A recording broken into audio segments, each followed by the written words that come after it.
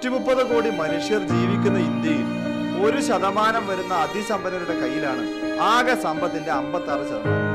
ശതകോടീശ്വരന്മാർ മാനം വിട്ട് വളരുന്നത് തൊഴിലാളികളുടെ ചോരയും വിയർപ്പും.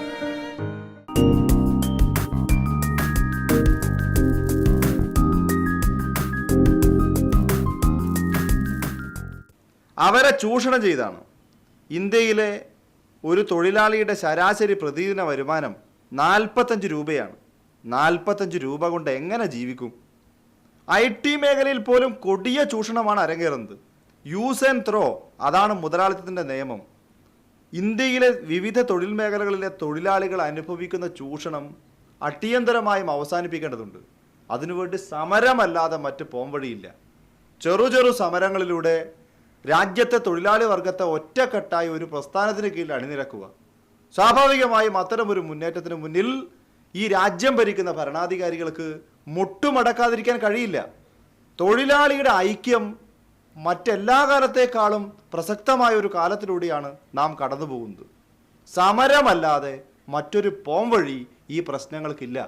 ലളിതമായ പ്രശ്നങ്ങൾക്ക് ലളിതമായ പരിഹാരമായിരിക്കും, പക്ഷേ ഗഹനമായ പ്രശ്നങ്ങൾക്ക് ലളിതമായ പരിഹാരം ഉണ്ടാകില്ല എന്ന് നാം ബോധ്യപ്പെട്ടേ മതിയാകൂ.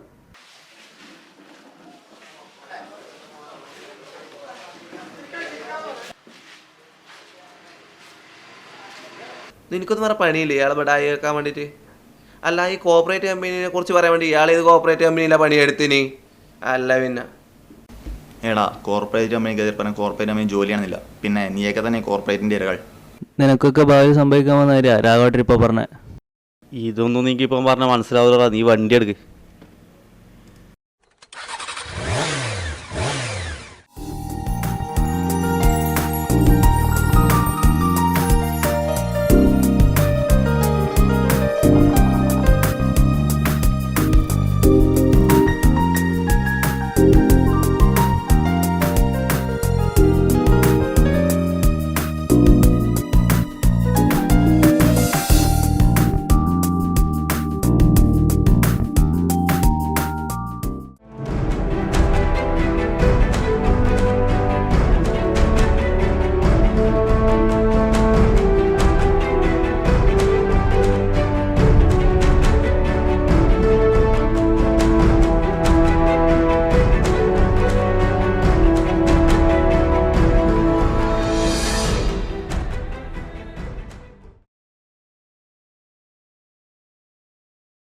Sir, what's the problem?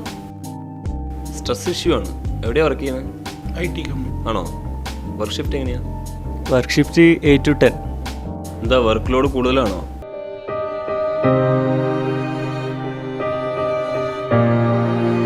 IT മേഖലയിൽ പോലും കൊടിയ ചൂഷണമാണ് അരങ്ങേറുന്നത്. യൂസ് ആൻഡ് ത്രോ, അതാണ് മുതലാളിത്തത്തിൻ്റെ നിയമം.